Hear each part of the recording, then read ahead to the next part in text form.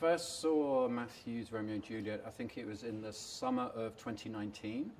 They had a gala performance at Sadler's Wells Theatre in London, which was the first time they'd shown it in London, and I was invited. And I was not sure what to expect, because with Matthew, you never quite know what his productions are going to be like. You just know they're going to be a very different take on a story. And I was, I think, overwhelmed, really, because it was such a different version of Romeo and Juliet, but it had all the kind of the things that you wanted in it. It had, you know, the love, the drama, the tragedy. So yeah, I was really impressed with it. Yeah, the thing about Romeo and Juliet is when he decided to do it, he used a very young company of dancers. So it has a very youthful style to it, which is different from his other works. Every work that he does is very different because he draws on his dancers' experience, both as actors and as dancers and movement creators. So each style has its own kind of unique style of movement. So this one feels very different to all the other shows of his that I've seen.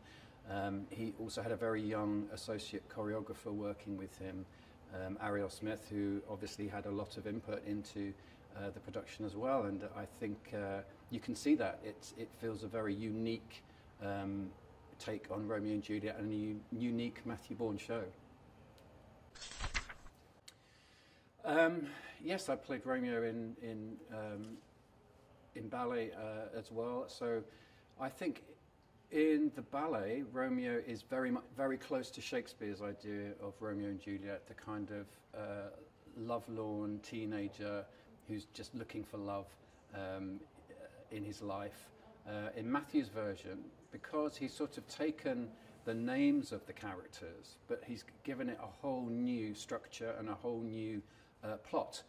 So in his production of Romeo, he is a kind of a boy who has come from very kind of wealthy and parents who haven't really given him much love as a child. So he's looking for any kind of love that he can find. It's a very different, I think, vibe for Romeo in Matthew's production. But as I say, all the characters in Matt's production are named after the Shakespeare characters, but are very much of their own story and their own kind of way of telling the story.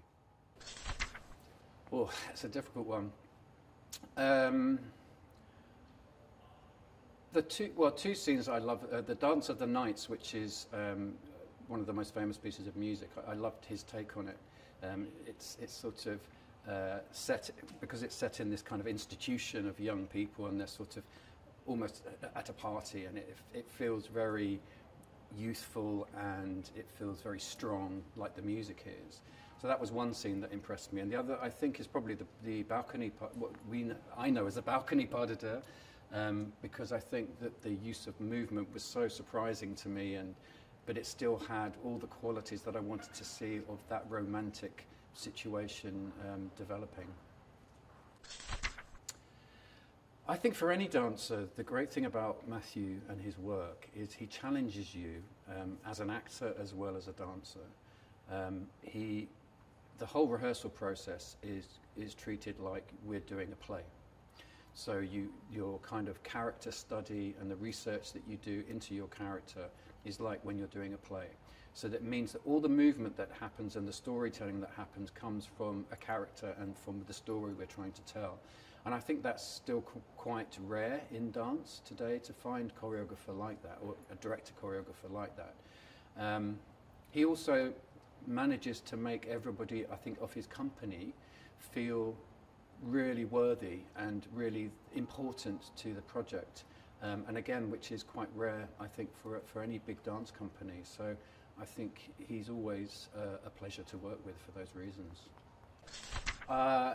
So at the moment, I have nothing planned for Japan at the moment, but I think I'm hoping very much that soon I'll have another project, because I love working in Japan. But I'm also doing, next year, I'm working as a choreographer again in Germany, restaging 2 of the shows I've done there.